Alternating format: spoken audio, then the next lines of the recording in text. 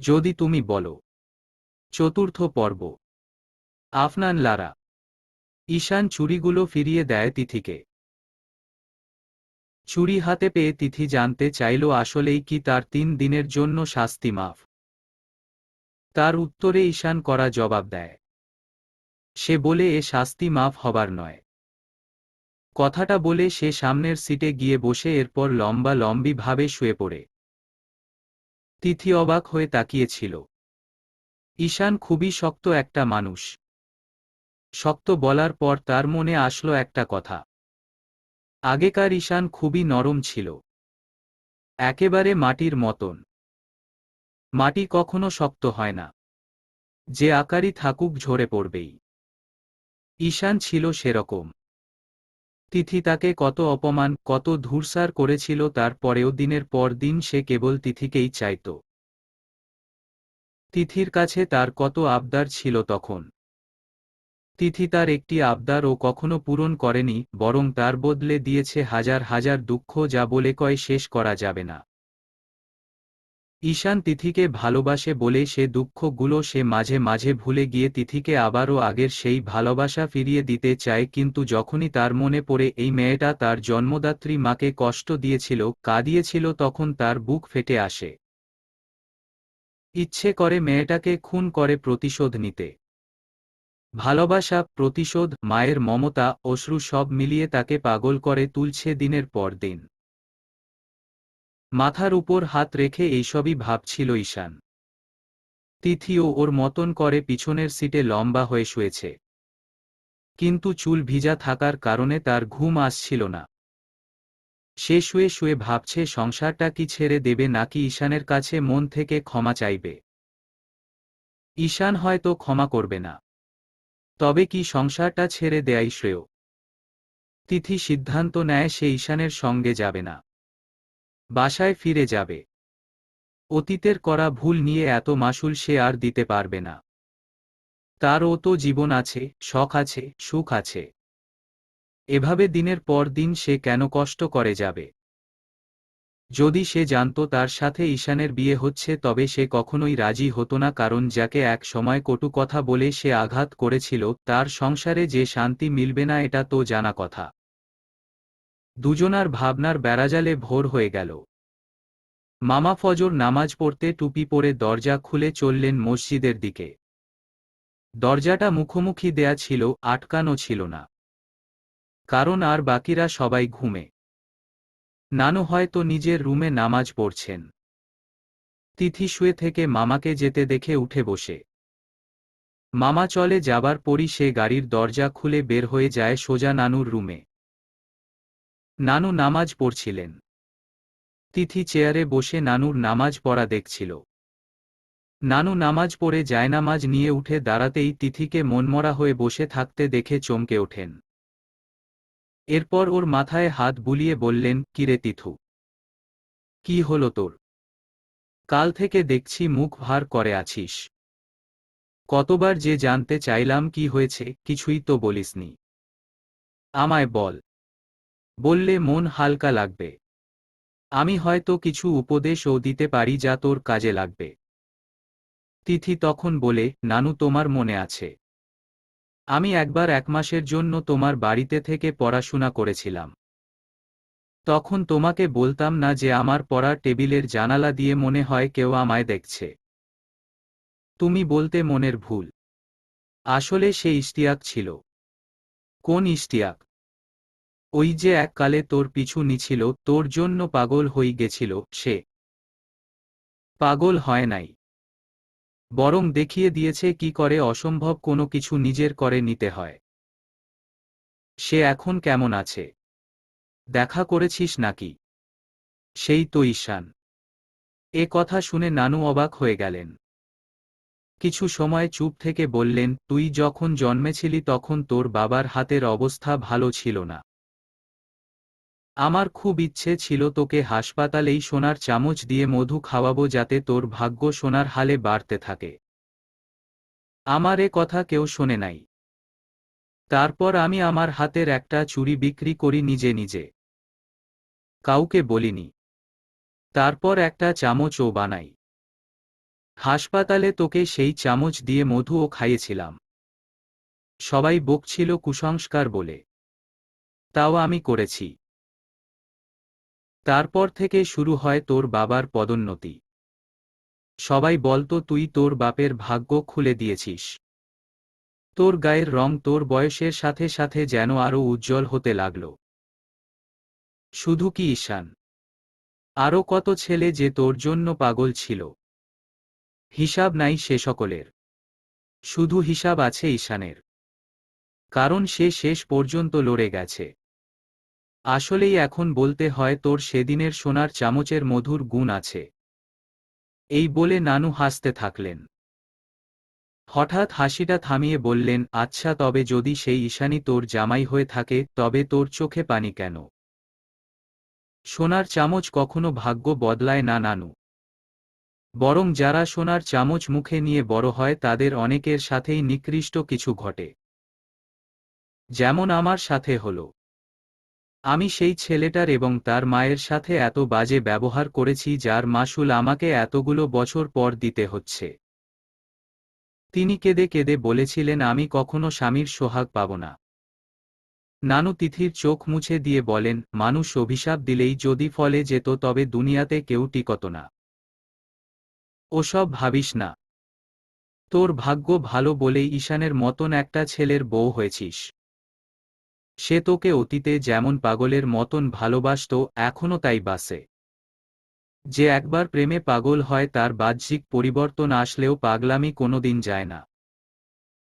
বিশ্বাস হয় না তোর, তাই তো নিজ থেকে একবার ধরা দিয়ে দেখ। তোর পুরো জীবন বদলে যাবে। এই বলে নানু তার ছেলের বউকে ডাকতে চলে গেলেন। তিথি চুপচাপ ওখানেই বসেছিল। অনেক ভেবে ঈশানের কাছে না গিয়ে সে নানুর বিছানাতেই শুয়ে পড়ে। ঈশান গাড়িতেই ঘুমিয়েছিল।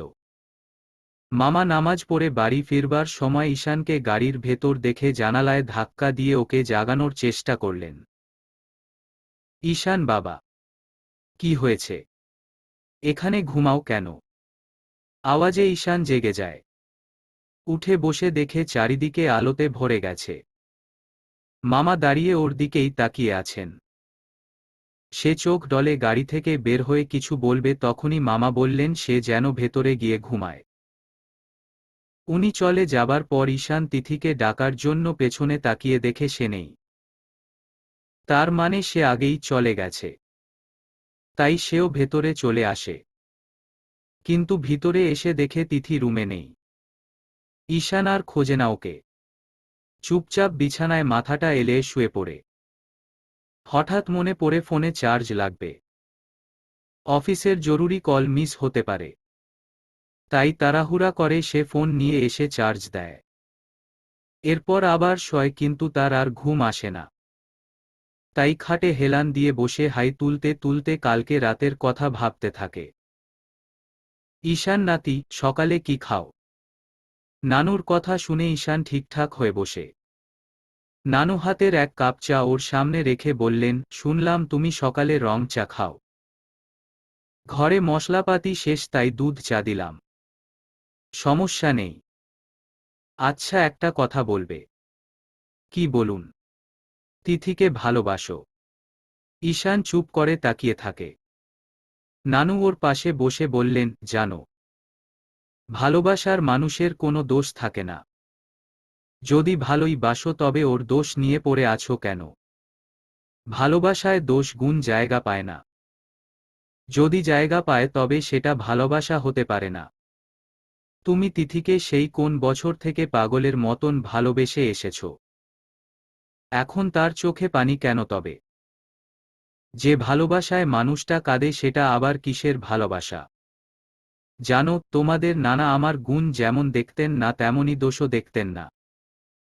রাঁধলে মজা করে খেতেন। রান্না মজা হলে আনন্দর সহকারে খেতেন আর খারাপ হলে চুপচাপ খেতেন। কখনো বলতেন না ভালো হয়েছে কিংবা খারাপ। আমার শুরুতে খারাপ লাগতো কিন্তু দিন এগোতেই বুঝতে পারলাম পারুলের রান্না খারাপ হওয়ায় ওর স্বামী ওকে মেরেছিল আর আমার সাহেব নীরব ছিল। তখন নিজেকে ভাগ্যবতী মনে করলাম। সেদিন বুঝলাম কাউকে ভালোবাসলে তার দোষগুণ খুঁজা চলবে না। নানু ভাবলেন ঈশান হয়তো সব বুঝছে, কিন্তু না, ঈশান এইবার বেঁকে বসেছে। সে বলে তিথির দোষ যদি কেবল দোষী হতো তবে নিশ্চয় সে মাফ করে দিত, কিন্তু তিথি তো দোষ করেনি, সে করেছে অন্যায়। অন্যায়ের শাস্তি তাকে পেতেই হবে। তিথি সেকালে ঈশান আর তার মাকে যে অপমান করেছিল এ কথা ঈশান আর ওর মা বাদে আর একটা মানুষ ও জানে না, ওর পরিবারের, এমনকি তিথির পরিবারের কেউই জানে না। আর তাই নানু ঈশানের কাছে সব শুনে অবাক হলেন।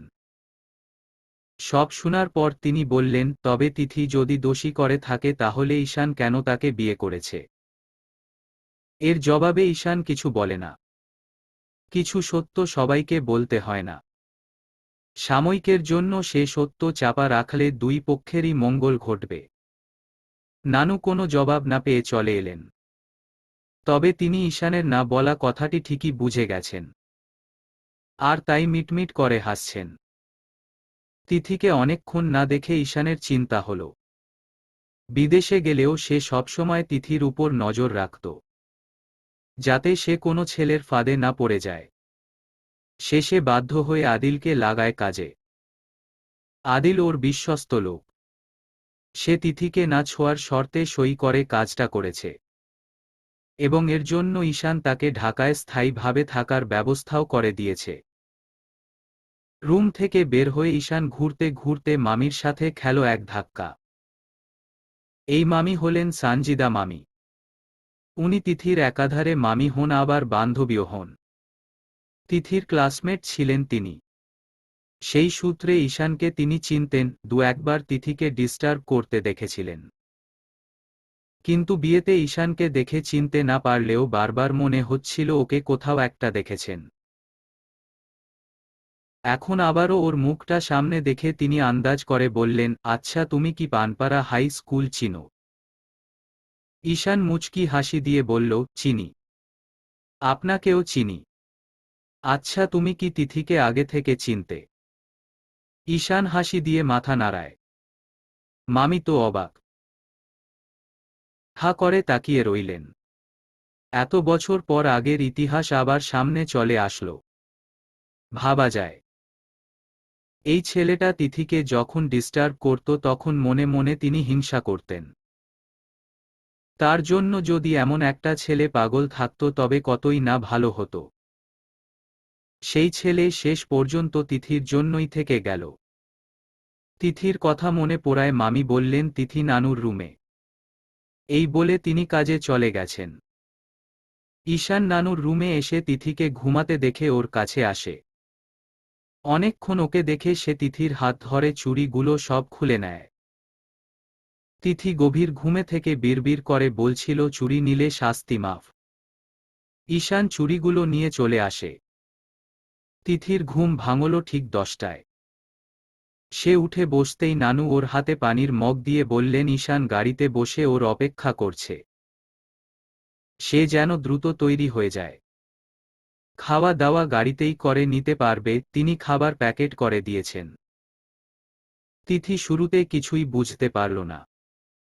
পরে হুঁশ ফেরায় বলল, সে তো যাবে না, সে এখানেই থাকবে। কিন্তু কে শোনে কার কথা? নানু এক প্রকার জোর করেই ওকে তুলে ফেললেন বিছানা থেকে এবং বললেন, এইসব ঘাউরামি বাদ দিয়ে সংসারে মন দিতে। সবসময় সব বিষয় নিয়ে স্বামীর সাথে প্রতিযোগিতা করা উচিত নয়। তিথিকে তিনি ঠেলে গাড়ির কাছে পাঠিয়ে দিয়েছেন। ঈশান সানগ্লাস পরে বসে ছিল। তিথি ওর পাশে বসে বলল, আমাকে ছাড়া ভালো লাগে না। আবার আমাকে নাকে দড়ি দিয়েও ঘোরাবে। ঈশান যেন কথাটা শুনলই না, একটা ভাব নিয়ে বসে আছে সে। সে এবার নানু বাড়ি থেকে তিথিকে তাদের বাসায় নিয়ে আসে। মা, আপু সবাই ততক্ষণে বাসায় ফিরেও গেছেন। ঈশান তিথিকে বাসায় রেখে অফিসের কাছে চলে গেছে।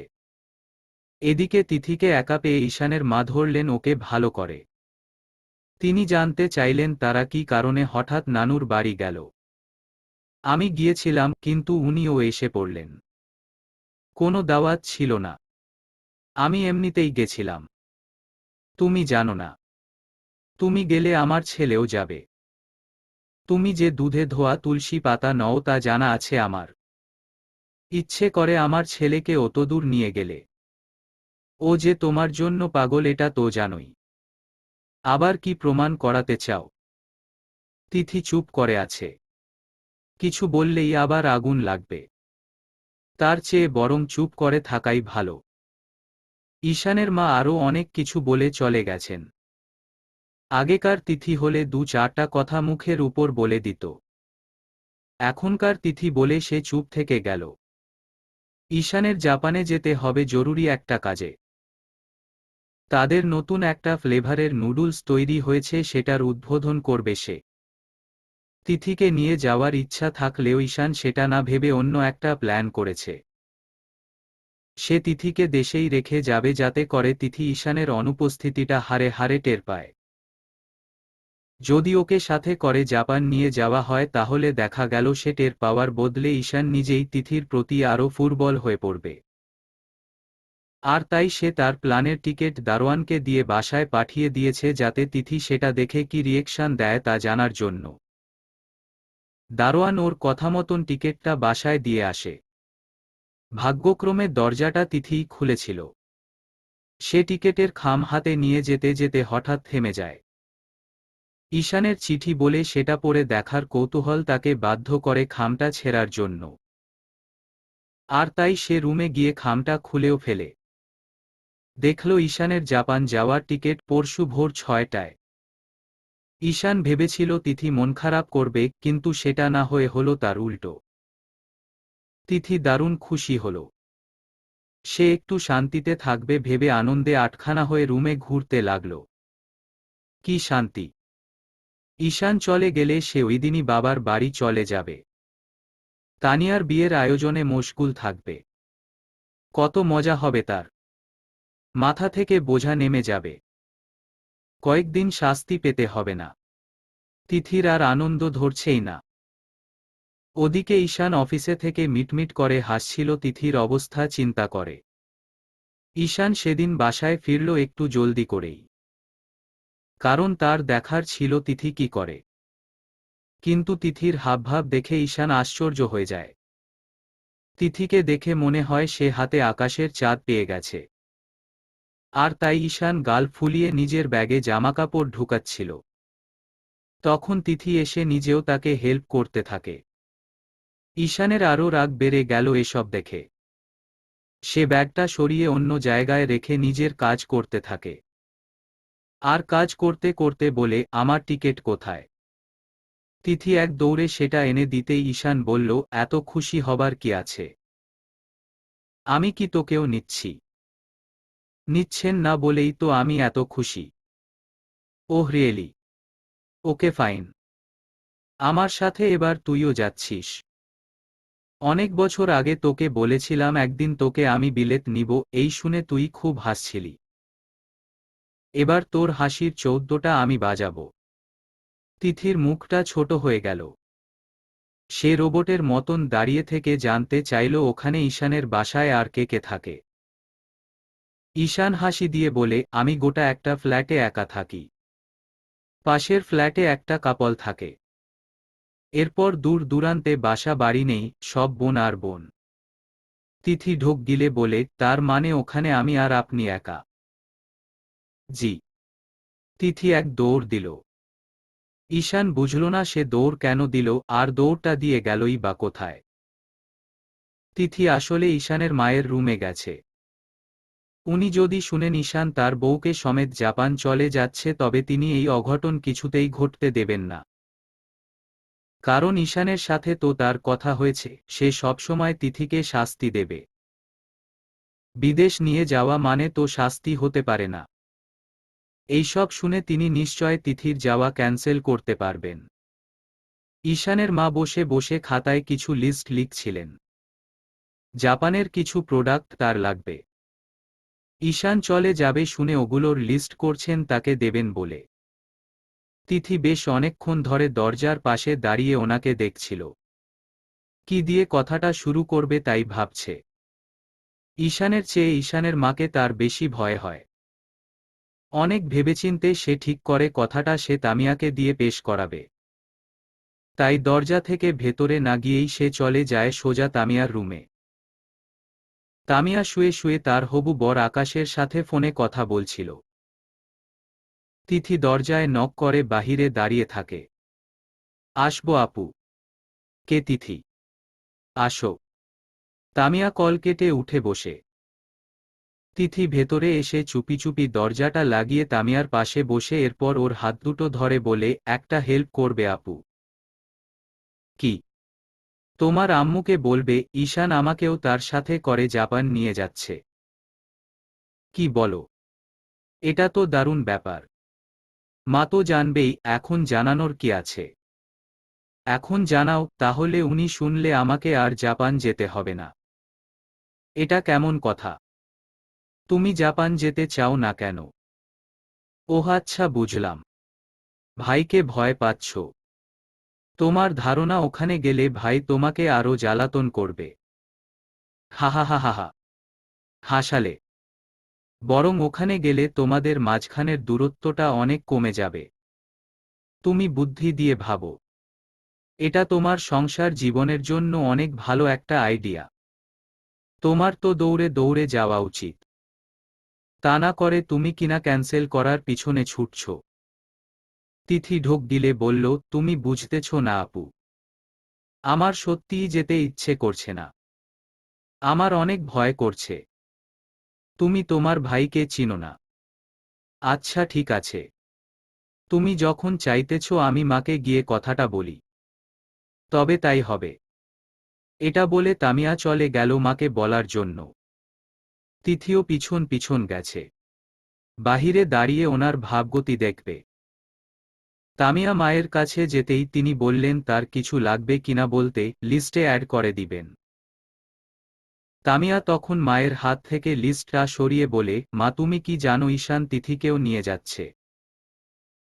মশকরা করছিস? না তো। সত্যিই এটা। মা তেলেবেগুনে জ্বলে উঠলেন। এত বড় কথা কিনা সে লুকিয়েছে। ওনার চোখ বড় করা দেখে তিথি আনন্দে নাচতে নাচতে যেই না পিছনে মুড়ল অমনি জোরে সোরে এক ধাক্কা খেল ঈশানের সাথে। ওর মুখে এত হাসি দেখে ঈশান বলল, আকাশের চাঁদ পেয়ে গেছিস? না, তবে সেরকম কিছু। ঈশান কিছুটা আন্দাজ করতে পেরেছে। তাই সে মায়ের রুমে ঢুকে গেল। তামিয়াকে দেখে রুম থেকে চলে যেতে বলে সে মায়ের পাশে এসে বসে। তামিয়াও ফোন টিপতে টিপতে চলে যায়। মা তো রেগে আগুন। তিনি তামিয়া চলে যাবার পরই ঈশানকে প্রশ্ন করলেন কেন সে তিথিকেও সাথে নিয়ে যাচ্ছে। তিথি বাহিরে থেকে সব কথা শুনছে চুপটি করে। ঈশান বলল, মা তুমি ভাবছ আমি ওকে ভালোবেসে নিচ্ছি? মোটেও না। আমি ওকে আরও বেশি শাস্তি দেবার জন্য নিচ্ছি। মা কিছুক্ষণ চুপ করে থেকে এরপর বললেন, কিরকম শাস্তি? ওখানে গিয়ে আর কিরকম শাস্তি তুই দিবি? মা বোঝো, ওখানে আমি ছাড়া আর কেউ নেই। ওরে যে শাস্তি দিতে চেয়েছিলাম তা সুন্দর মতন দিতে পারব। মা ভাবলেন কিছুক্ষণ, এরপর দীর্ঘশ্বাস নিয়ে বললেন, তবে তাই হোক। যেটা ভালো মনে করিস কর। তিথি নিজের মাথায় নিজে একটা বাড়ি দিল। এত জোরে দিল যে ঈশান শুনে ফেলল। সে রুম থেকে বের হয়ে দেখে তিথি কপাল চাপড়াতে চাপড়াতে চলে যাচ্ছে। এই যে তিথি ম্যাডাম। তিথি জিভ কামড়ে আবার দাঁড়িয়ে পড়ে। সবই তো শুনলেন, এবার নিজের জামাকাপড় পাউডার লোশন সব গুছান দ্রুত। তিথি পেছনে তাকিয়ে বলল, কতদিনের জন্য? দিন বলছিস কি? বছরও হতে পারে। ঈশান ওকে কষ্ট দিতে দিতে কঙ্কাল বানিয়ে ফেলবে এই ভেবে তিথির হাত চলছে না। সে জামা একটা নিয়ে আধ ঘন্টা দাঁড়িয়ে থাকছে। তার এমন অবস্থা দেখে ঈশান নিজেই ওর ব্যাগ প্যাক করে দিচ্ছে। তিথির ভয়ে ঈশান আরও মজা পাচ্ছে। ওখানে গেলে ওকে আরও ভয় দেখিয়ে মজা নেওয়া যাবে। ঈশানের মুখে হাসি দেখে তিথির কলিজা শুকিয়ে গেল। সে সোফায় বসে বসে ভাবছে আজ রাতেই সে পালাবে। কিছুতেই এই ছেলের সাথে বিদেশ পাড়ি দেয়া যাবে না। ঠিক তাই একটা পরিকল্পনা করে তিথি। সে আজ রাতে পালাবে। নানু বাড়িও যাবে না, বাবার বাড়িও যাবে না, বান্ধবীর বাড়িতেও যাবে না। সে যাবে হোটেলে।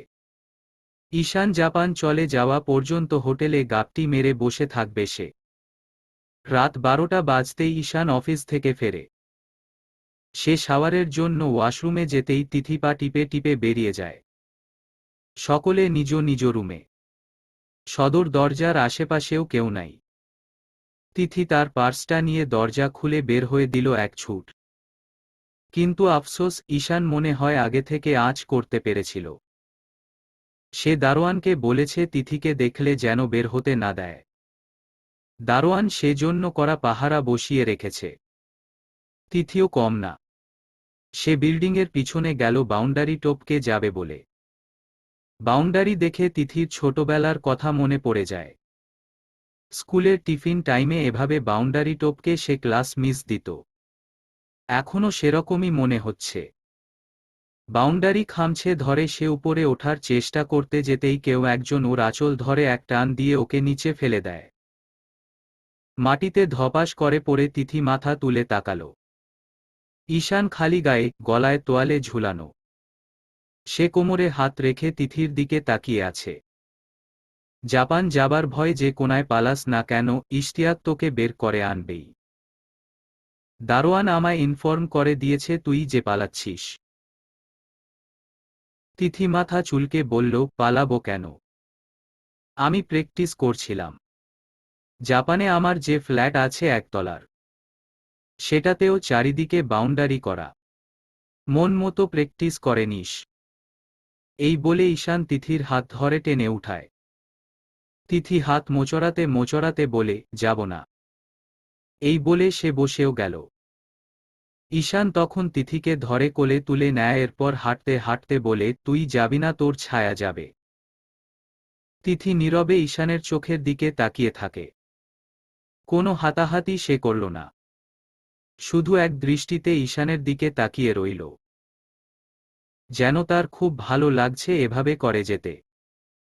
ঈশান কিছুদূর যাবার পর টের পেল তিথি তাকে বাধা দিচ্ছে না। তাই সে তিথির দিকে তাকায়। তখনই চোখে চোখ পড়তেই তিথি মুখটা অন্যদিকে ফিরিয়ে বলে, নামব। এতক্ষণ ভালো লাগছিল, এখন লজ্জায় পড়ে নামতে চাইছিস? মোটেও না। ঈশান দরজার সামনে এসে তিথিকে নামিয়ে দেয়। তিথি তখন বাহিরে গেটের দিকে তাকিয়ে ভাবে তার আর পালানো হলো না। ঈশান ওকে টেনে বাসায় ঢুকিয়ে দরজা লাগিয়ে বলল, ফের যদি দেখি পালানোর চেষ্টা করেছিস তবে এভাবেই কোলে তুলে এরপর নিচে ফেলে দিব। তিথি মুখ গোমরা করে যেতে যেতে মায়ের রুমের কাছে গিয়ে থেমে যায়। তার মাথায় একটা বুদ্ধি আসে। সে গলার আওয়াজ বাড়িয়ে বলে, আমাকে দেখতে না পারলে কোলে তুলেছেন কেন? এ কথা সে ইচ্ছে করে বলল যাতে মা শুনে। এরপর উল্টো পাল্টা ভাবে। ঈশান তিথির কথা শুনে থামল। সেও বুঝেছে এত রাতে তিথি এত জোরে কেনই বা কথাটা বলেছে। তখন সে তিথির কাছে এসে ফিসফিস করে বলে, মা রাতে ঘুমের ওষুধ খেয়ে ঘুমায়। তোর এত মিষ্টি গলা তিনি শুনবেন না। তিথি কপালে হাত দিয়ে ঈশানের পিছু পিছু গেল। মনে হয় তার ভাগ্যে জাপান যাওয়াই লেখা আছে। কি বিপদ! হঠাৎ তার মনে পড়ল পাসপোর্ট গায়েব করলে তার আর জাপান যেতে হবে না। তাই সে ফোন নিয়ে তানিয়াকে কল করে তার পাসপোর্টটা লুকিয়ে ফেলার জন্য। তানিয়া কল ধরে, যেটা বলে সেটা শুনে তিথি বোকা বনে গেছে। তানিয়া বলে ঈশান কয়েকদিন আগেই লোক পাঠিয়ে তিথির পাসপোর্ট নিয়ে গেছে জরুরি দরকারে। তিথিকে মন খারাপ করে বসে থাকতে দেখে ঈশান ব্যাগগুলো সরিয়ে রেখে বলে, যেমন কর্ম তার তেমনই তো ফল হবে, তাই না? আর তুই কি আমাকে আদৌ ভয় পাস? যেভাবে না যাওয়ার জন্য বাহানা করছিস। তিথি কিছু বলে না। ওখানে গেলে তার যে 13টা বাজবে তার দৃষ্টান্ত হিসেবে মনে মনে কল্পনা করে চলেছে সে। কাল বাদে পরশু তাদের ফ্লাইট। তিথির খাওয়া দাওয়া উঠে চলে গেছে। ঈশান তাকে মেরেও ফেলতে পারে এই চিন্তায় তার নির্ঘুম রাত কেটেছে। ঈশানে রাতে বাসায় ছিল না। শাওয়ারটা শেষ করে কোথায় যেন গেছে। তিথি মন খারাপ নিয়ে তানিয়ার সাথে কিছু সময় কথা বলল। তানিয়া তাকে আশ্বস্ত করেছে যাতে ভালো কিছু নিয়ে ভাবে। হতে পারে ঈশান তাকে খুব ভালোবাসা দেবে। তানিয়ার কথা আর ঈশানের বড় বোন তামিয়ার কথা যেন এক রকম হয়ে গেল। আসলেই কি ঈশান তাকে খুব ভালোবাসবে, নাকি সবই তার মনের ভুল? ঈশান হয়তো তাকে অনেক বেশি কষ্ট দেবে যা সহ্য করার মতন হবে না। এইসব ভাবতে ভাবতেই সকালটা হয়ে যায়। তিথি জানে কলা মুড়ি সে পাবে না, তাই একটা পাউরুটির টুকরো নিয়ে সে চলেই যাচ্ছিল তখন পেটের খিদে বলল আরও কিছু চাই। তাই সে ঠিক করে একটা কাপ নুডলস খাবে। নুডলস কোম্পানির মালিকের বউ হবার সুবিধা হলো ঘরে শুধু নুডলস আর নুডলস পাওয়া যাবে। মাঝরাতে কিংবা ভোরবেলা ক্রেভিংস হলে নুডলসকে হাতের কাছে পাওয়া যাবে। তিথি খুশি হয়ে নুডলসে গরম পানি ঢেলে রুমে চলে আসে। নুডলসটা খাওয়ার সময় তার চোখ গেল প্যাকেটে লেখা এটার ফ্লেভারের নামের দিকে, মিন্ট ফ্লেভার। তিথির হঠাৎ মনে পড়ে যায় ঈশান যে ফ্লেভারের নুডলসের উদ্বোধন করতে জাপান যাচ্ছে সেই নুডলসই এটা। উদ্বোধন হবার আগে এটার স্যাম্পল আসতেও তো সময় লাগার কথা, আর এটার তো বানানোর ডেট লেখা 1 বছর আগের। তার মানে এটা পুরনো ফ্লেভারের। তবে ঈশান তাকে নিয়ে কেন জাপান যাচ্ছে? পুরোটাই তাহলে নাটক। তিথির আর খাওয়া হলো না। মাথায় বড় একটা চিন্তা ঢুকে গেল। এখন তার কি করা উচিত? ঠিক ওই সময় ঈশান বাসায় ফেরে। কাল রাতে আদিলের সাথে একটা ক্লায়েন্টের সমস্যার কারণে সারারাত তাকে অফিসে কাটাতে হয়েছে নাইট ডিউটি অফিসারের সাথে। ওটার সমাধান করেই সে মাত্র ফিরল। তিথির সামনে নুডলস দেখে প্রথমে তার কিছু সন্দেহ হল না। তিথি ঈশানের দিকে এক দৃষ্টিতে তাকিয়েছিল। ঈশান গায়ের শার্টটা খুলছিল তখন তিথি বলল, কোন ফ্লেভারের নুডলস উদ্বোধন করবেন বলেছিলেন যেন? মিন্ট। তাহলে এটা কি? ঈশান পেছনে তাকায়। তিথির হাতের নুডলসটাও মিন্ট ফ্লেভার। ঈশান আবারও নিজের কাজে মন দেয়। তখন তিথি উঠে এসে বলে, আমি জানতে চাই এত মিথ্যা কথা কেন? আপনি কি জন্য আমাকে জাপান নিয়ে যেতে চাইছেন? ঈশান কিছু বলে না। তিথি এবার প্রচণ্ড রেগে যায়। সে চিৎকার করে বলে, যত কিছু হয়ে যাক না কেন সে জাপান যাবে না। এই বলে সে রুম থেকে বেরিয়ে চলে যাচ্ছিল ঠিক তখনই ঈশান ওর হাত শক্ত করে ধরে ফেলে বলে, আমার স্ত্রী হিসেবে এটা তোর দায়িত্ব যে আমার কথা শোনা। জাপান হোক কিংবা মহাকাশের কোনো গ্রহ হোক, আমি তোকে যেখানে নিয়ে যাব তোকে আমার সাথে সেখানেই যেতে হবে এবং এটা পালন করতে তুই বাধ্য। না, আমি বাধ্য নই। ঈশান তিথির হাত ছাড়ল না। চুপ করে তিথির চোখের দিকে তাকিয়ে রইল। তিথি ওর কাছে আবারও জানতে চাইছে কেন তারা জাপান যাবে যেখানে এই মুহূর্তে জাপান যাবার কোনো প্রয়োজনই নেই। এবার ও ঈশান জবাবটা দেয়নি। কিন্তু সে আরও কিছু বলতে চাইছিল তখনই মা এসে পড়েন সেখানে। তিনি নামাজ পড়ে এসেছেন এদিকে। ঈশান আর তিথিকে এমন অবস্থায় দেখে তিনি দ্রুত ওদের রুমে ঢোকেন। তারপর জানতে চাইলেন কি হচ্ছে এখানে। ঈশান তিথির হাতটা ছেড়ে দেয় সাথে সাথে। তিথি ওনার দিকে ফিরে সবটা বলে দেয়। সে বলে দেয় যে ঈশানের জাপানে কোনো কাজই নেই। সে অন্য উদ্দেশ্যে যাচ্ছে কাজের নাম করে। মায়ের কথা শুনে ঈশানের দিকে তাকালেন ওর উত্তরের আশায়। তখন ঈশান বলল, মা তুমি যাও, আমি আসছি। মা মাথা নাড়িয়ে চলে যেতেই তিথিও তার পিছু পিছু যাওয়া ধরল কিন্তু ঈশান আর তাকে যেতে দিল না। সে তিথির আগেই এসে ভেতর থেকে দরজাটা লাগিয়ে দিয়েছে। তিথি ভীষণ ভয় পেয়ে যায় ওর এমন কাজে। ঈশান তখন বলে, তুই যদি আমার সাথে জাপানে না যাস তবে তোকে জোর করে নেয়ার ক্ষমতা আমার কাছে। কিন্তু যদি সেই জোরটা আমার সবার সামনে করতে হয় তবে এর ফল খুব খারাপ হয়ে যাবে তিথি। খুব খারাপ। আমি চাই না বাহিরের মানুষের সামনে কোনো সিন ক্রিয়েট হোক। চুপচাপ আমার সাথে কাল ভোরবেলা রওনা হবি। যদি এর আগে কোনো হট্টগোল তুই করেছিস তবে ঈশানের আর যেসব রূপ তোর দেখা বাকি আছে সেগুলো খুব দ্রুত দেখিয়ে দিব। তিথি দাঁতে দাঁত চেপে বলে তবে তাই হোক। দেখান আপনার রূপ। দেখি আর কত নিকৃষ্ট হতে পারেন আপনি। কথা শেষ করার আগেই তিথি গালে একটা কামড় খেল। আচমকা ঘটে যাওয়ায় সে কিছুই বুঝে উঠতে পারল না। কামড়ের ব্যথার শিহরণে সে গালে হাত দিয়ে ঈশানের দিকে ভ্যাবলার মতন শুধু চেয়ে রইল। ঈশান ওর গাল থেকে হাতটা সরিয়ে বলে ৩২টা দাঁতের দাগ বসিয়ে দিয়েছি। জাপান না গেলে আরও দাগ বসবে। তিথি কাঁদবে না চিৎকার করবে সেটার অঙ্ক কষাকষি করছে। এদিকে ঈশান তার মায়ের কাছে চলেও গেছে। তিথি কোনো উপায় না পেয়ে তানিয়াকে কল করে। তানিয়াকে সে এই ঘটনার কথা বলে সাহায্য চায়। তানিয়া কামড়ের কথা শুনে হাসতে হাসতে গড়াগড়ি খাচ্ছে। টুকু তোমার মনে আছে? সেবার ঈশান ভাইয়া তোমায় হাতে কামড়েছিল। তুমি তার একটা কথা শুনোনি বলে। ভুলে গেছিলাম। এখন মনে পড়ল। তানিয়া হাসির জন্য কথাই বলতে পারছে না। তিথি বিরক্ত হয়ে কলটা কেটে আয়নার সামনে গিয়ে হাতে পাউডার ঢেলে গালে ঘষতে লাগল। তামিয়া দেখলে এবার সেও হাসবে। একটা পাগলের সংসার করছি আমি। মা বলো কি বলবে? তুই জাপান কেন যাচ্ছিস? ঈশান মায়ের হাত ধরে ওনার পাশে বসে।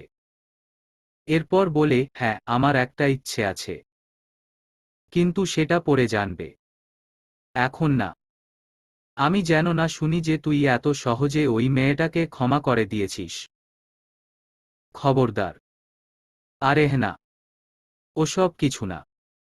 সে এত সহজে ক্ষমা পাবে না। এই বলে ঈশান চলেই যাচ্ছিল হঠাৎ মা ওকে আবারও দাঁড়াতে বললেন। এরপর আলমারি থেকে একটা বক্সের ভেতরের সুতা বের করে বক্সটা সহ ঈশানকে দিলেন। এরপর দীর্ঘনিশ্বাস ফেলে বললেন হয়তো তোদের আসতে ১ বছরের বেশি লাগতে পারে। এতদিন তো আর মেয়েটাকে শাস্তি দিবি না। একদিন না একদিন ক্ষমা করতেই হবে। আমি আশা করি সুখবর দিবি আমায়। সুতাটা তখন ওর হাতে পরিয়ে দিস। ঈশান অবাক হয়ে মায়ের দিকে তাকিয়ে আছে। তার অবাক করা চাহনি দেখে মা বললেন তিনি তিথিকে ক্ষমা করেননি এখনো। তারপরেও তার তো স্বামীর থেকে কিছু অধিকার পাওনা আছে, এগুলো তো আর অস্বীকার করা যায় না। ঈশান চলে আসে ওখান থেকে। রুমে এসে দেখে তিথি পাউডার মেখে সারা মুখ সাদা বানিয়ে ফেলেছে। কিছুতেই দাগটা কারোর নজরে আসতে দেবে না। ঈশান ব্যাগ খুলে সুতাটা ভেতরে ঢুকিয়ে তিথির দিকে তাকায়। এরপর দুষ্টু করে একটা হাসি দিয়ে বলে বাচ্চা কয়টা নেয়ার ইচ্ছা থাকা উচিত নতুন দম্পতির। এ কথা শুনে তিথি চমকে তাকায় ওর দিকে। তার মানে তার সন্দেহটাই কি সত্যি হতে যাচ্ছে? ঈশান বসে বসে হাসছিল। তিথি তখন গালে হাত রেখে দূরে সরে গিয়ে বলে কি করবেন আপনি? আমি কি করব? জাস্ট জানার ইচ্ছে হলো। পপনি না বলছেন ওসব কোনোদিন করবেন না। তাহলে হঠাৎ জানার ইচ্ছে কেন হচ্ছে? আমার সেখানে যে একটা বউ আছে তার সাথে প্রেমালাপ করব। আচ্ছা তুই নিজেকে কি ভাবছিস? না হয় তোকে এক কোণায় বসিয়ে রাখব। তোর তো এত ভাবার দরকার নেই, তুই শুধু আমাকে এটা বল শুরুতে কয়টা বাচ্চা নেয়া ভালো? তিথি আর চোখে তাকিয়ে আছে। ঈশান আবারও বলল আহা বললাম তো জাপানে গেলে আমার সেখানে যে বউ থাকবে তাকে ভালোবাসব। তোর তো ভাবার প্রসঙ্গই আসে না। প্রসঙ্গ আসে কারণ জাপানে গেলে সেখানে আমি আপনার বউ হিসেবে থাকব।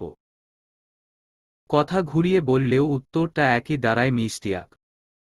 ঈশান মিটমিট করে হাসছে। তিথি ইদানিং খুব চালাক হয়ে গেছে। ঘুরিয়ে বললেও ঠিকই ধরে নেয়। এদিকে তিথি আরও চিন্তায় পড়ে গেল। তার মানে ঈশান তাকে নিয়ে একেবারে জাপান চলে যাচ্ছে না তো? ভয়ে ভয়ে সে আরও একবার কল দিতে চায় তানিয়াকে, কিন্তু পরে ভাবল তানিয়া তো ঘুরে ফিরে একই কথা বলবে। তার চেয়ে বরং শশীকে একটা কল দিলে সে আসল পরামর্শ দিতে পারবে। সেই সব ভেবেই তিথি কল দিল শশীকে। শশী 4 দিন হলো ফ্যামিলি ট্যুর দিয়ে দেশে ফিরেছে। ফ্রি ছিল অনেকটাই। তিথির কল তাকে আরও আনন্দিত করে দেয়। সে খুশি হয়ে তিথির সাথে কথা বলতে থাকে। কথা বলার এক সময় গিয়ে তিথি ওর কাছে পরামর্শ চায় ঈশানের সাথে বিদেশ যাওয়া নিয়ে। তানিয়া পজিটিভ পরামর্শ দিলেও শশী দিল নেগেটিভ পরামর্শ। তার নাকি দূর সম্পর্কের এক বোন হাজব্যান্ডের সাথে বিদেশ গিয়ে মরা লাশ হয়ে ফিরেছে। তাকে নাকি খুব মারত, একদিন মারার মাত্রা বেড়ে যাওয়ায় সে একেবারে মরেই গেল। এ কাহিনী শুনে ভয়ে তিথির গলা শুকিয়ে আসল। এদিকে ঈশান খবরের যে চ্যানেলটা দেখছে তাতে দেখাচ্ছে স্বামীর হাতে স্ত্রী খুন। তিথি কলটা রেখে চোখ বড় করে ঈশানের দিকে তাকিয়ে থাকে। তারপর ভাবে ঈশান তো আর তাকে মেরে ফেলবে না, এইটুকু ভরসা আছে। তা চিন্তা করে বড় করে একটা শ্বাস নিল সে, তারপর বলল, টিভিটা অফ করুন তো। অসহ্য। ঈশান আগাগোড়া কিছুই বুঝল না, তাও টিভিটা অন করে উঠে এসে তিথির থুতনি টেনে ধরে বলল, তুই আমাকে আদেশ করবি নাকি আমি তোকে আদেশ করব? আমি। এটা শুনে ঈশান ওর থুতনিটা আরো জোরে টেনে দিয়ে বলল, ইউ আর রং। আমি তোকে সবসময় আদেশ করব। তুই আদেশ করার বয়স পার করে ফেলেছিস। তোর বয়সটা সেকালে থাকাকালীন অনেক আদেশ করেছিস। আর না। এটা শুনে তিথি দূরে সরে যায়। তারপর কত কি ভাবতে ভাবতে রুম ছেড়ে পালায়। ঈশান ভাবে এখন যত পালিয়ে নিক, ওখানে গেলে পালিয়েও দরজা খুঁজে পাবে না। কাল ভোরবেলা তারা এয়ারপোর্টের উদ্দেশ্যে রওনা হবে। তিথি তার আগে বাবার বাসায় আসলো সবার সাথে দেখা করে নেয়ার জন্য। তানিয়ার মনটা খারাপ হয়ে গেছে। পরের মাসে তার কাবিনের তারিখ, আর এদিকে তিথি চলে যাচ্ছে। তখন তিথি তাকে বোঝালো সে আসার চেষ্টা করবে। ঈশান জানত না তিথি যে ওর বাসায় গেছে। সে অফিস থেকে ফিরে তিথিকে কোথাও না দেখে চিন্তায় পড়ে গেল। পরে অবশ্য তামিয়া আপু বললেন ওর বাসায় যাওয়ার কথা। ঈশান তখন হাঁপ ছেড়ে বেঁচে চলে যাচ্ছিল, তখন তামিয়া ওকে দাঁড়াতে বলে, তার পাশে বসতেও বলে। ঈশান তাই ওর পাশে বসে। তখন তামিয়া বলল, জানি তুই আর আম্মু তিথির উপর প্রচণ্ড রেগে আছিস, কিন্তু ঈশান, একটা কথা বলি শুন। তিথি বড্ড ভালো একটা মেয়ে। আমি জানি সে তোদের অনেক কষ্ট দিয়েছে, কিন্তু তখন ওর বয়সটা নিয়ে একটু ভাব। তখন তার মধ্যে ম্যাচিউরিটি ছিল না বিদায় সে অনেক কিছু না জেনে বলে ফেলেছিল। ক্ষমা করে দিয়ে সব ভুলে ওকে জীবনের সব সুখ দিস যা তুই ওকে সবসময় দিতে চেয়েছিলি। ঈশান চুপ করে সব শুনল। তামিয়া ওর মাথায় হাত বুলিয়ে আরও একবার ভেবে নেওয়ার কথা বলে। তিথি বাসায় গিয়ে মায়ের হাতের রান্না খেয়ে লম্বা একটা ঘুম দিয়েছে। তার বাসায় ফেরার কথা একেবারে মনে ছিল না। এদিকে রাত 11টা বেজে যাবার পরেও তার বিকেলের ঘুমটাই শেষ হচ্ছে না দেখে ঈশান নিজেই ওকে নিতে চলে আসে। ও আসার পর তানিয়া ওকে জানায় সে তিথিকে জাগানোর অনেক চেষ্টা করেও ব্যর্থ। তিথি ইচ্ছে করেই এত দেরি করছে। ঈশান তখন তিথির রুমে এসে দরজাটা ভিতর থেকে লক করে দেয়। কে রে তানু? এত জ্বালাস কেন? চারিদিকে শুধু জ্বালানোর মানুষ সব। ঘুমের ঘোরে এসব বলতে বলতে তিথি অন্যদিকে মুড়িয়ে শয়। ঈশান ওর কাছে এসে কানের কাছে বলে, ঈশান এসে গেছে। তাতেও তিথি ওঠে না। এবার ঈশান সোজা গিয়ে টেবিলের উপর থেকে পানির জগটা এনে জগের ঢাকনা খুলো এক জগ পানি তিথির গায়ে ঢেলে দিল।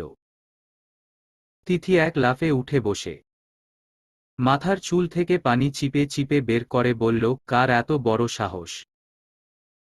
তখন ঈশান ড্রিম লাইট নিভিয়ে রুমের মেইন লাইটটা অন করে। তিথি ঈশানকে দেখে হকচকিয়ে কাঁথা জড়িয়ে নেয় সারা শরীরে। তখন ঈশান বলল, নাটক বন্ধ করে শাড়ি চেঞ্জ করে আয়। ফ্লাইটের কথা ভুলে গেলে আবার মনে করিয়ে দিব। তিথি মাথায় হাত দিয়ে এলোমেলো হয়ে উঠে শাড়িটা বদলাতে চলে গেছে দ্রুত। চোখের ঘুম এখনো যায়নি, তাও ঈশানের ভয়ে অনেক, যার কারণে ঘুম বাদ দিয়ে আগে ও যা বলেছে তা করে নিতে হবে। ঈশান রুম থেকে বের হতেই রিদম দৌড়ে এসে ওকে জড়িয়ে ধরে ফেলে চিৎকার করে বলে, দুলাভাই অনেক মিস করব আপনাদের। আরে হারে, শান্ত হও, আমরা তানিয়ার বিয়েতে আসবো তো আবার। না না, এ হতে পারে না ভাইয়া। রিদমের এমন ওভার অ্যাক্টিং দেখে ঈশান প্রথমে ভ্যাবাচেকা খেয়ে গেলেও পরে বুঝল আসল রহস্য। সে আসলে ওদের সাথে জাপান যাবার জন্য এরকম কান্নাকাটি করছে। ঈশান তখন ওকে নিজের পাশে বসিয়ে বলে, আচ্ছা তুমি ইন্টার পরীক্ষাটা দিয়ে নাও, এরপর তোমাকেও নিয়ে যাব। রিদম মুচকি হাসি দিয়ে চেহারায় লজ্জা লজ্জা ভাব এনে বলল, ওই যে আমাদের বাসায় আসার গলির মোড়ে একটা পিঙ্ক কালারের বিল্ডিং আছে না, 4 তলা? হ্যাঁ, ওটার 3 তলায় পিঙ্কি নামের একটা মেয়ে আছে। যদি আমার সাথে ওরেও জাপান যাবার সুযোগটা করে দিতেন। ঈশান সোফায় হেলান দিয়ে বসে বলল, আচ্ছা তোমার বয়স কত? 12। আর ওর বয়স কত? 11.5। মারহাবা, সোনায় সোহাগা। আগে তোমরা বড় হয়ে নাও, তারপর না হয় তোমাদের দুজনকে বিয়ে দিয়ে একসাথে নিয়ে যাব। রিদম তখন আরেকটু কাছে এসে ফিসফিস করে বলল, সেটাই তো, বিয়েই তো সমস্যা। পিঙ্কিকে বাসা থেকে বিয়ের জন্য চাপ দিচ্ছে। 11.5 বছরের মেয়েকে বিয়ের জন্য চাপ দিচ্ছে। আরে ওর বড় বোনকে বিয়ে করাবে, তো এই চাপটা ওর উপর পড়বে না? ওর বোনের পরে তো ওর বিয়ে হবার কথা। এই জন্য ভাবি কমার্সের স্টুডেন্টরা কি আর সায়েন্স বুঝবে? তুমি বুঝি সায়েন্স নিয়ে পড়ো? তুমি তো সবে ক্লাস 7-এ পড়ো। ভবিষ্যতে পড়ব তো। ওসব বাদ দিন, তার আগে আমার কাজটা ঠিক কবে হবে সেটা বলতে পারবেন? ঈশান অনেক কষ্টে হাসি আটকে রেখেছে। তারপর সে বলল, খুব শীঘ্রই ওদের নিয়ে যাবে। তিথি একটা 3 পিস পরে এসে ঈশানের সামনে দাঁড়াতে ঈশান উঠে দাঁড়ায় চলে যাবার জন্য, তখন তিথির বাবা এসে ওর হাতটা ধরে, এরপর শক্ত চোখে চেয়ে থেকে বললেন তিথির খেয়াল রাখতে। আর বেশি কিছু বলতে পারলেন না। মনে অনেক কষ্ট নিয়ে তিনি কথাগুলো শেষ করতে পেরেছেন। ওরা অনেক দিনের জন্য চলে যাচ্ছে বলে বুকের ভেতরটা কেমন যেন করছিল তার। তিথিও কান্নাকাটি করছিল আসার সময়। পথে ঈশান ড্রাইভ করতে করতে পকেট থেকে একটা ওষুধের পাতা বের করে তিথির দিকে বাড়িয়ে ধরে বলল, আজকে থেকে এটা খেতে। তিথি কপাল কুঁচকে অনেকক্ষণ ধরে পাতাটা উল্টেপাল্টে ঈশানকে কোনো কিছু না বলেই পাতাটা জানালা দিয়ে ফেলে দিল। ঈশান চুপচাপ গাড়ি চালিয়ে যাচ্ছিল।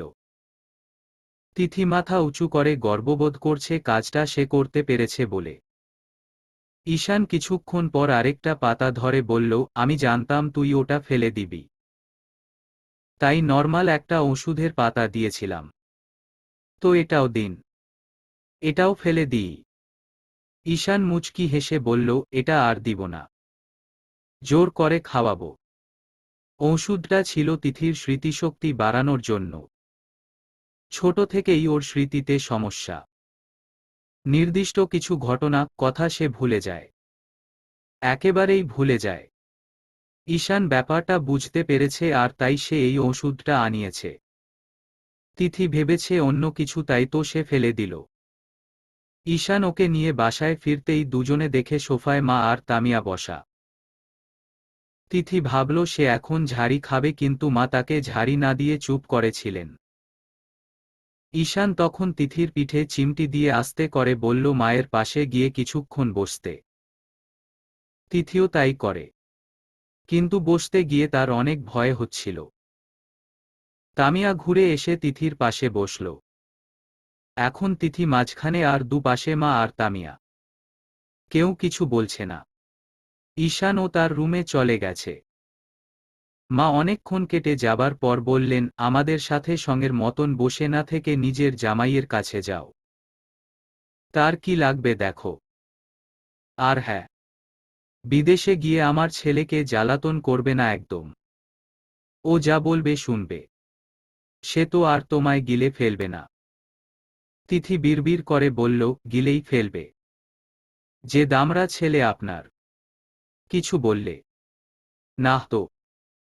বিড়বিড় আমার পছন্দ না, তারপরেও তুমি যেটা বললে তা আমি শুনে ফেলেছি। ছেলেরা তো দামড়াই হয়। সে যাই হোক, ওখানে গিয়ে ঘাউরামি করবে না। তোমার তো আবার ঘাউরামি করার স্বভাব। এখন যাও ঈশানের কাছে, ওর কিছু কাজ বাকি ছিল। তুমি আসতে দেরি করছো বলে ও তোমায় আনতে গেছে।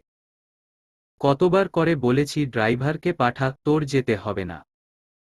কে শোনে কার কথা? ওনার বউকে তো ড্রাইভার একা পেয়ে চুমু খাবে। কেমন বউ ওনার? মুখের নাই ছিরি। তিথিহা করে ঈশানের মায়ের মুখের দিকে তাকিয়ে আছে। সিনেমার শাশুড়িদের মতন কথা বলছে আন্টি। তবে একটা কথা ঠিক বলছে, তার মুখের আসলেই কোনো ছিরি নাই। এরপর তিথি যাবার সময় দাঁত কেলিয়ে বলে গেল, মুখের ছিরি নাই দেখেই আপনার ছেলে উন্মাদ আমার প্রেমে, ছিরি থাকলে তো এই বংশ ধ্বংস হয়ে যেত। এই বলে তিথি দিল এক দৌড়। মিসেস আরাফাত তেলেবেগুনে জ্বলছেন। তামিয়া এক পাশে মিটমিট করে হাসছিল। তিথি দৌড়াতে দৌড়াতে রুমে ঢোকার সময় ঈশানের সাথে এক ধাক্কা খেল। ঈশান প্রায় পড়েই যাচ্ছিল, কোনোমতে সে দেয়ালটা ধরে দুজনকেই পড়ে যাওয়া থেকে বাঁচাল। তিথি ঈশানের দিকে চেয়ে থেকে বলল, আচ্ছা আমার কি দেখে আপনি এত উন্মাদ হলেন বলবেন? আমি উন্মাদ? তাও তোর জন্য? আমি বলিনি, কথাটা শ্রদ্ধেয় শাশুড়ি মা বলেছেন। ছেলে সম্পর্কে ছেলের মায়েরা কোনোদিন মিথ্যা বলে না। ঈশান তখন জানতে চাইল আর কি বলেছে। তিথি আয়নার কাছে গিয়ে নিজের মুখটা দেখতে দেখতে বলল, বলেছে আমি অপরূপা সুন্দরী তাই আপনি এত উন্মাদ। আমার মা এ কথা বলতেই পারে না। মায়ের কাছে তুই সুন্দর না। আর আপনার কাছে? ঈশান কিছু না বলেই বেরিয়ে গেল। তিথি ব্যাগগুলো খুলে দেখছে কিছু বাদ গেছে কিনা।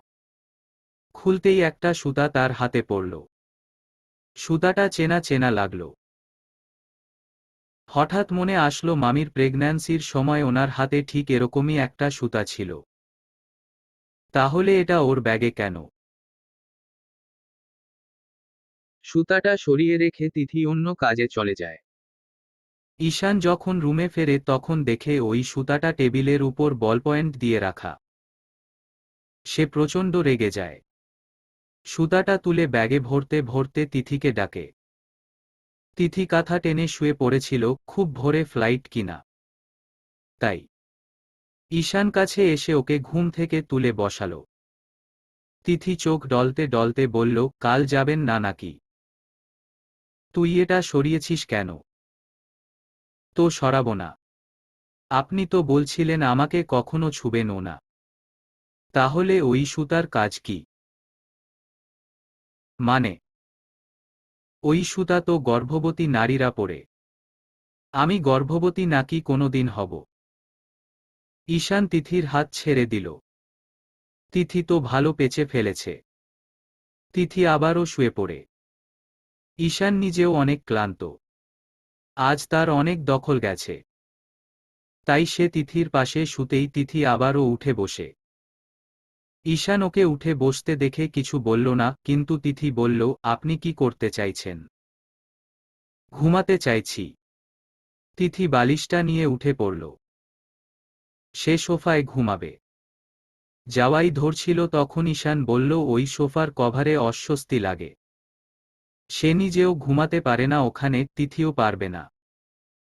তারপরেও তিথি চেষ্টা করল, আসলেই ওই কভারে কিছু একটা সমস্যা আছে।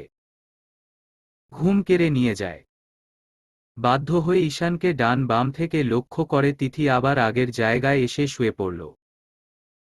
ঈশানের গায়ের তীব্র পারফিউমের গন্ধ এসে নাকে লাগতেই তিথি নড়েচড়ে ওঠে। এ প্রথম সে ঈশানের পাশে একসাথে ঘুমাবে। ভাবতেই তার আর ঘুম আসছে না, ভয় কাজ করছে। ঈশান মনে হয় ঘুমিয়ে পড়েছে, তিথি ওকেই দেখছিল। আগের ঈশানের গায়ের রং এত উজ্জ্বল ছিল না। কালো কুচকুচে ছিল। মুখে কি এমন লাগিয়েছে, নাকি কোম্পানির নুডলস খেয়ে এই অবস্থা? তাহলে তো শুধু মুখ সাদা হতো, সারা শরীর সাদা করছে কেমনে? তিথি একটু একটু করে হাত বাড়িয়ে ঈশানের হাতে ঘষা দিল। ক্রিম থাকলে উঠে যায় কিনা। অমনি ঈশান চোখ বন্ধ রেখে বলে ওঠে, আগের ঈশান রোদেপুরে বাবার ক্ষেতে ধান বুনতো বলে সারা রং কালো কুচকুচে ছিল। শহরে এসে রোদে পোড়া দাগ উঠানোই জন্মের আসল রং চলে এসেছে, ঘষে তোলা যাবে না। তিথি জিভ কামড়ে হাতটা সরিয়ে ফেলে। ঈশান তাকে ধরে উত্তম মধ্যম দেয়নি এই অনেক। তারপর সে ভাবে একটা প্রশ্ন, ঈশান এত টাকার মালিক হলো কি করে? ওর তো কোনো কোটিপতি মামা চাচা নাই যে ওকে তুলে ধরবে। কৌতূহল নিয়ে তিথি ঈশানকে প্রশ্নটা করে বসে। ঈশান তখন বলল, একবার কোনো জেদ ধরলে এবার সেটা দেশে হোক কিংবা বিদেশ, তা পূরণ হবেই। তিথি একটু এগিয়ে বলল, না মানে কেউ হেল্প না করলে এতদূর নিজ থেকে যাওয়া তো অসম্ভব। আমাদের ভিটার জমি বিক্রি করে সবাইকে ভাড়া বাসায় রেখে বিদেশ গিয়েছিলাম। তিথি চুপ করে থাকল। তাকে পাবার জন্য ঈশান কত কি স্যাক্রিফাইস করেছে। তিথি আবারও কি বলার জন্য মুখ খুলল, অমনি ঈশান ওর মুখে হাত দিয়ে বলল চুপ করতে এবং ঘুমাতে। তিথি সোজা হয়ে ছাদের দিকে তাকিয়ে থাকে। ঈশান একটা চোখ খুলে ওর দিকে তাকায়। ওর কানের লম্বা চিকন স্বর্ণের দুলটা লেপ্টে আছে। এই দুলটা ঈশান তার আয়ের প্রথম টাকা দিয়ে কিনেছিল। তা বোধহয় তিথি কোনোদিন জানবে না। যে পুরুষ নারীকে উন্মাদের মতন ভালোবাসে তার সেই উন্মাদনা সেই নারী কখনোই বোঝে না, কেউ এসে বুঝিয়ে দিলেও বোঝে না। আর যে নারী বোঝে তাকে কোনোদিন কোনো পুরুষ উন্মাদের মতন ভালোবাসে না। ঈশানের চোখ বলছে তিথি একবার তাকে জড়িয়ে ধরুক নিজ থেকে, সে অতীতের সব আঘাত ভুলে তাকে কাছে টেনে নিবে।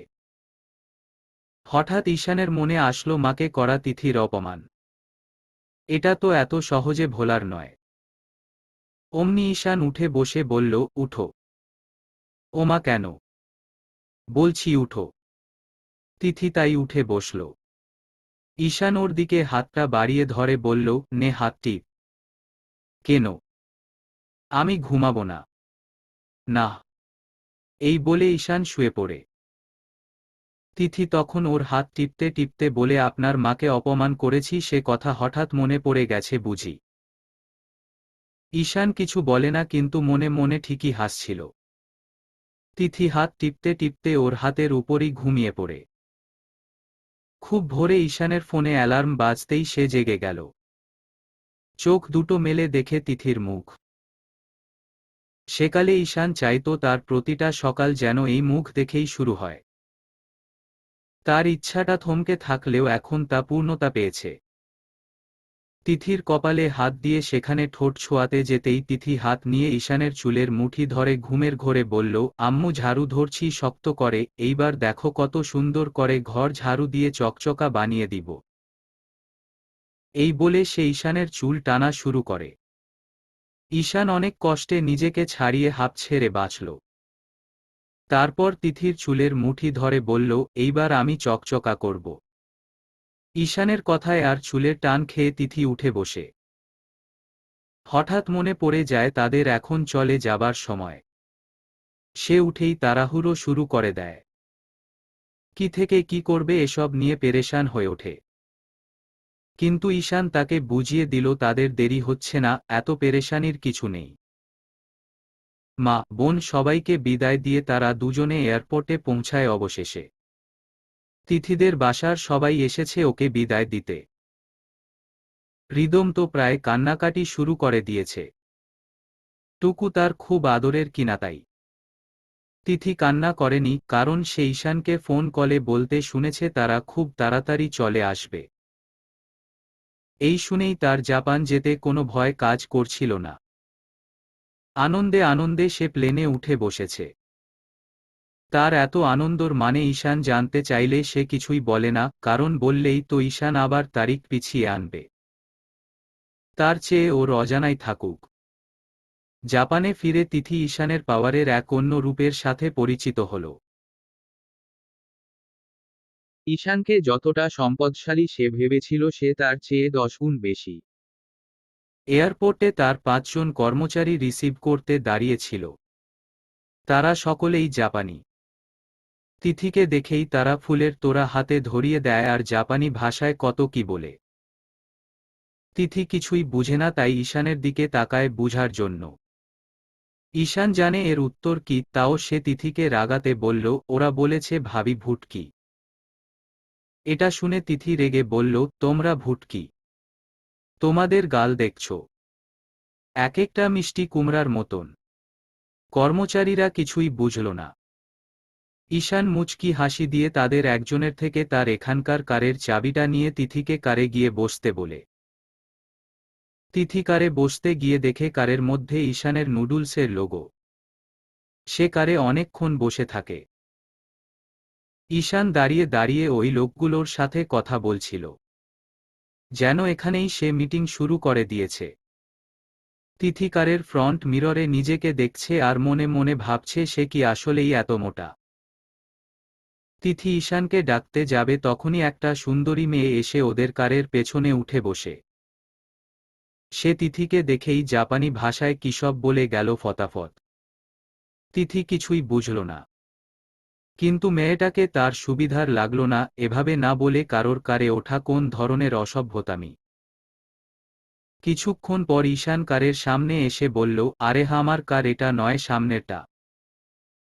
তুই আরেকজনের কারে উঠে বসে আছিস কেন? ওহ, তাহলে এই মেয়েটার কার এটা? তাই তো বলি চাং চুং বলতেছে কেন? তিথি সরি বলে কার থেকে নেমে দিল এক দৌড়। তার কিছু সময় পর থেমে বলল, ওটা আপনার কার না হলে তাতে আপনাদের নুডলসের লোগো কেন?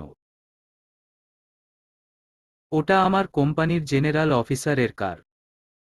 তাহলে আপনি কি? আমি ওনার। বুঝছিস? আমার কারে লোগো নাই, স্ট্যাম্প লাগানো আর গ্লাসের নিচে কোম্পানির নাম। এটা কোম্পানির নাম। আমি ভাবছি সাপ একটা শুয়ে আছে। ঈশান তিথির গাল টিপে ধরে বলল, এখন থেকে এই সব চাংচুং সাপের মতন লেখাই তোকে মুখস্থ করতে হবে। বুঝেছিস? এখন চুপচাপ বসো। এমনিতেও অনেক দেরি হয়ে গেছে। আপনার অফিসারের বউটা খুব সুন্দর। ওটা বউ না, মেয়ে। পাগল হয়ে যাব মনে হয়। আবহাওয়া ভালো না। মাথাটা কেমন করছে। সব ভুলভাল দেখছি আর বলছি। তিথি গাড়ির ভেতরে বসে পড়ে একবার পেছনে তাকালো, তারপর জিজ্ঞেস করল, অফিসারের মেয়ে ওর সাথে আলাপ করতে আসেনি কেন? ঈশানের উত্তর দিল না। তিথি আবারও জিজ্ঞেস করে, কিন্তু এইবারও ঈশান কিছু বলে না। ঈশানের বাসা সুয়া সিটিতেই, মিউজিয়ামের একটু পরে। তাই খুব একটা দেরি হলো না তাদের। বাসায় ফিরে তিথি তো অবাক। আসলেই তাদের পাশে শুধু একটাই বাসা, এর ধারের কাছেও কোনো বাসা নেই। বাসার দরজা খুলে দিয়ে ঈশান কাকে যেন ফোন করতে করতে পুল সাইডের দিকে চলে গেছে। তিথি ভেতরে এসে অবাক হয়ে গেল। সিনেমাগুলোর বাসার মতন সাজানো সব। তিথি দেখতে দেখতে একেবারে সোজা ঈশানের রুমে চলে এসেছে। আসার সময় তানিয়া বলেছিল তার এক জাপানি বন্ধু বলেছিল সে তোশকের নিচে অনেক কিছু মূল্যবান লুকিয়ে রাখে। এটা তো তারাও করে। কথা হলো জাপানি মূল্যবান জিনিস খুঁজে পাওয়ার আলাদা আনন্দ। তিথি দাঁত কেলিয়ে তোশকটা উল্টে দেখে তাতে কিছু খাতার পৃষ্ঠা ছাড়া আর কিছুই নেই। লেখাগুলাও জাপানি, কিন্তু লাল লাল লাভের ইমোজি আঁকা দেখে ওর মনে ঘটকা লাগল, তাই সে পৃষ্ঠাগুলো গুছিয়ে তার ব্যাগে ঢুকিয়ে নিতেই ঈশানকে দেখে ওখানে সে দাঁড়িয়ে আছে। তার এই কার্য অবশ্য ঈশান দেখেনি। ঈশান ওর কাছে জানতে চাইল সে ঈশানের রুম চিনেছে কি করে। এত বড় রুম আর কার হতে পারে? এই বলে তিথি পুলটা দেখতে চলে যায়। ঈশান বিছানায় বসে মাথায় হাত দিল। তার মাথা অনেক বেশি ব্যথা করছে। ফ্লাইট করে আসলেই এই অবস্থা হয়। তিথি সব ঘুরে দেখে রুমে এসে দেখল ঈশান শুয়ে আছে। সে ওর খুব কাছে এসে দেখতে লাগলো ব্যাপারটা কি। হঠাৎ এরকম কাতলা মাছের মতন শুয়ে আছে কেন। অনেক দেখেও কিছু বুঝতে না পেরে সে নিজের ব্যাগটা টেনে টেনে বাহিরে নিয়ে আসে। এরপর সেই কাগজগুলো বের করে ছবি তুলল, তারপর তানিয়াকে হোয়াটসঅ্যাপে সেগুলো পাঠিয়ে বলল ওর বন্ধুকে দিয়ে ট্রান্সলেট করে পাঠাতে। এই কাজটা রেখে এবার সে ঈশানের রান্নাঘরে এসে হাজির। আগের মতন নুডলসের প্যাকেট ছাড়া কিছুই নেই।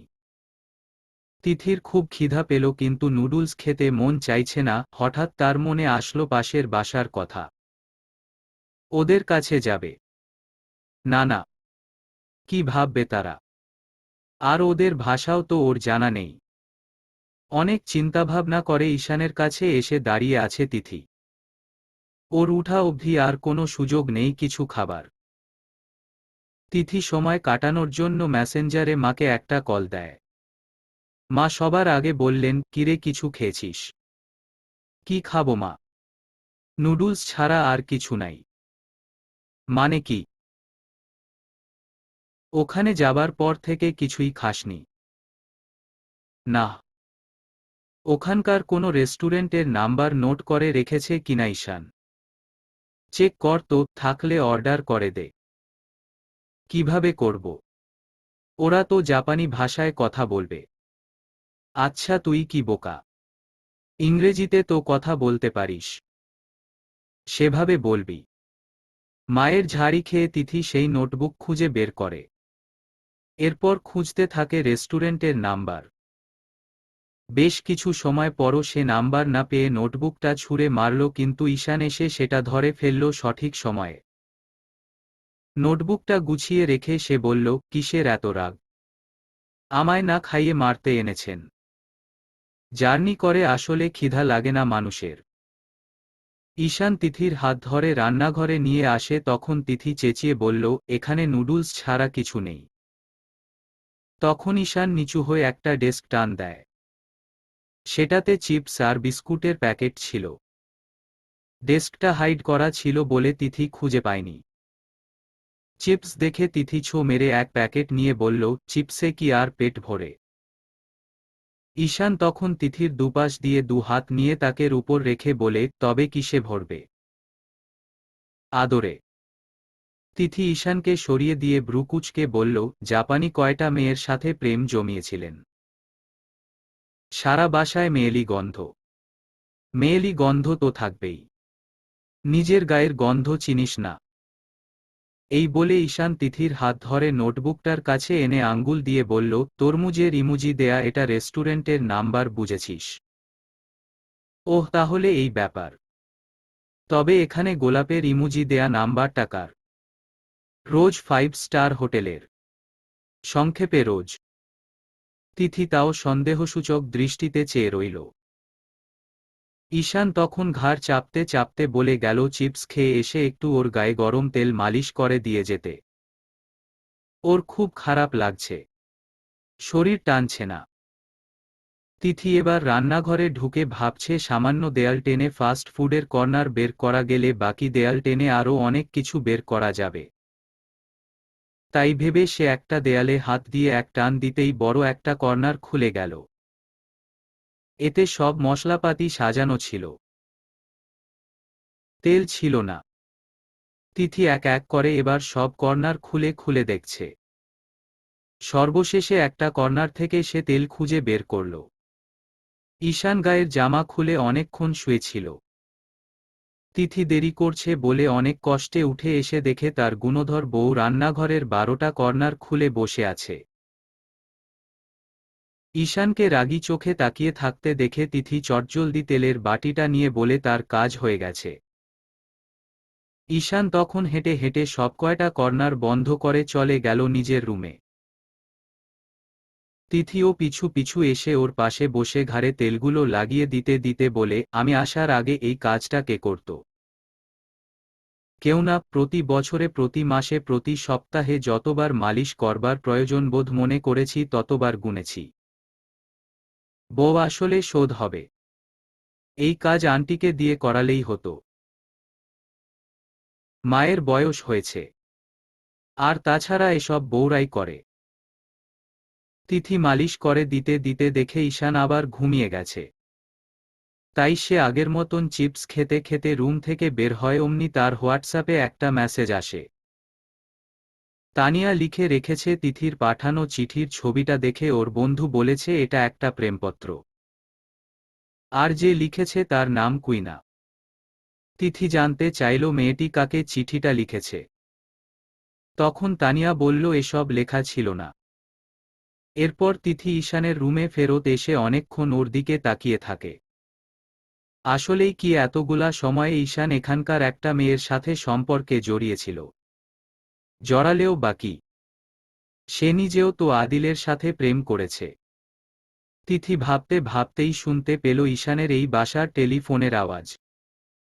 সে বাহিরে বেরিয়ে সেই ফোনের কাছে এসে রিসিভ করতেই ওপাশ থেকে মেয়েলি গলা শোনা গেল, কিন্তু মেয়েটা কি বলল তার কিছুই তিথি বুঝল না।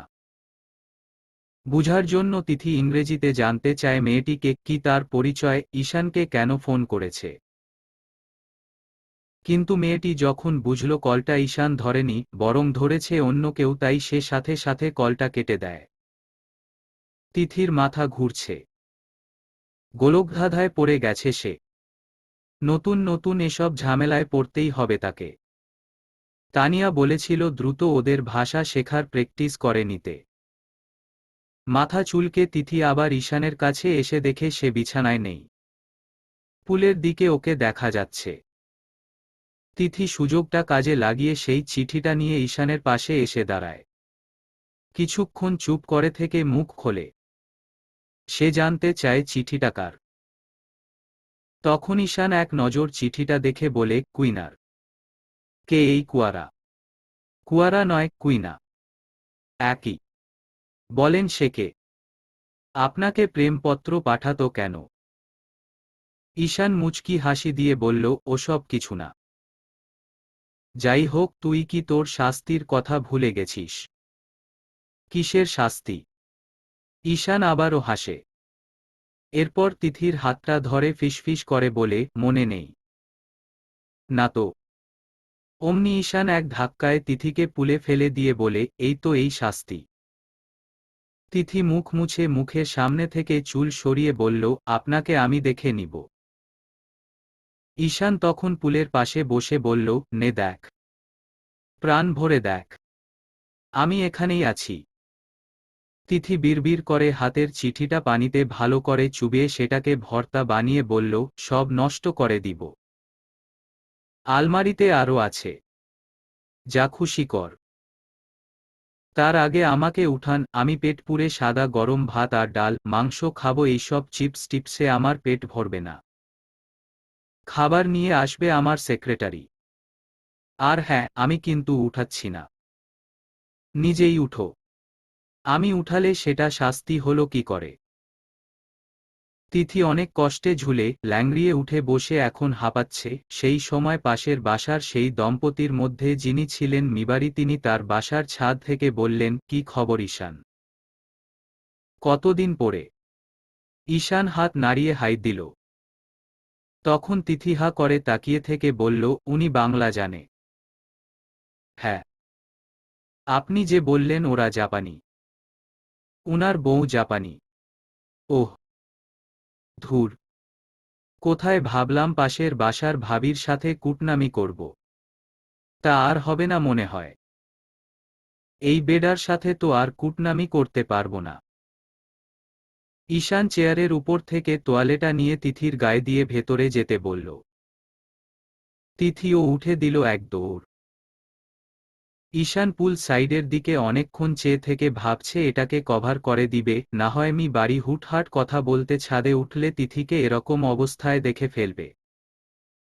এরপর তো সে তিথিকে এই পুলে আরও চুবাবে। তিথি গায়ের জামাটা বদলে অন্য একটা জামা পরে নিয়ে সোফায় বসে আছে। খাবার আসলেই খেয়ে নিবে। বাংলাদেশে তার চোখের সামনে কত খাবার থাকত, তখন ইচ্ছাও থাকত না কিছু খাওয়ার।